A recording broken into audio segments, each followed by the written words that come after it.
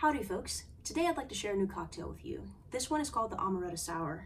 I've seen this cocktail messed up many a times, and the main reason I think some bartenders mess it up is they're either using ingredients that aren't fresh, or either they're making it a bit too sweet, and it ends up feeling kind of imbalanced and kind of gross, quite honestly, and I've never really enjoyed it. But I like this show called Sharp Objects on HBO, and I was rewatching it the other day, and they mentioned Amaretto Sours, and I was like, you know what? I've never made my own, and so I wanted to try it and see how I felt about it making it at home. As always, I try to use fresh ingredients, and so I've done that here. And what we're going to have here is we're going to have 1.5 ounces of Amaretto Sour, or not the actual sour, just the Amaretto, 3/4 ounce of bourbon. Depending on who I'm making it for, I'll switch it up. If it's somebody that I know maybe isn't really into spirit forward cocktails, I will use a lower proof bourbon. But if I'm making it for somebody that doesn't mind spirit forward cocktails, I'll actually go for a barrel proof. Bringing that high proof, I feel like can really make an even better Amaretto Sour. So tailor it to your audience. And I also have 1/2 ounce of egg whites, and I also have 1 ounce of fresh lemon juice that I just squeeze with these guns right here. And my shaker, as always, have a couple cubes of ice. Just gonna dump all of that in there.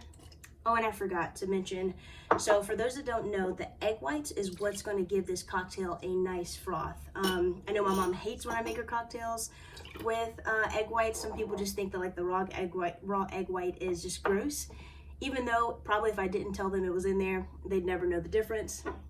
And so my cousin actually told me the other day that you can make the froth with chickpea juice. So if you ever see egg whites and maybe you don't want to use it, the juice that comes in the chickpea can, apparently you can strain some of that off. I've seen her do it, worked just fine, and I enjoyed the cocktail, but I haven't done it at home yet, simply because I don't really mind the egg whites. But if you do, there's an option for you. Whoops.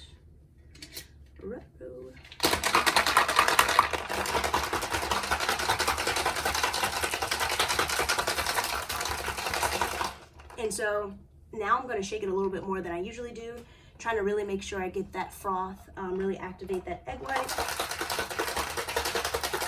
Oh, you know what? And I just remembered I forgot one ingredient. So the reason why I didn't put it in the glass is because it's such a tiny amount of it. I just want to pour it in. So this is some really rich simple syrup that I made at home. And it's going to be less than 1/4 ounce, probably because I'm on camera. When I pour it, it'll probably be like 1/2 ounce, but it's really just supposed to be like a dash, like 1 teaspoon. Yeah, that'll be good enough. Because again, we don't want to make it too sweet, just like slightly sweet. This is also a good brunch cocktail if you're ever trying to figure out exactly what to drink with your folks.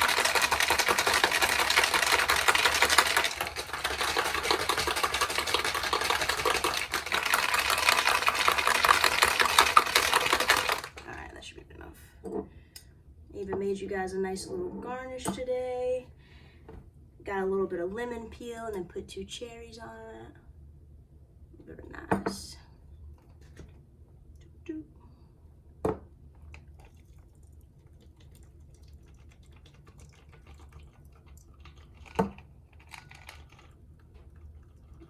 nice. Not a bad looking cocktail. As I mentioned, like a good brunch cocktail. Oh yeah, that's good. And a very easy crowd pleaser too. My best friend isn't really that big into whiskey, but she visited me this weekend, made it for her, and she loved it. So yeah, definitely would recommend this one. And I think that's it. Cheers, folks.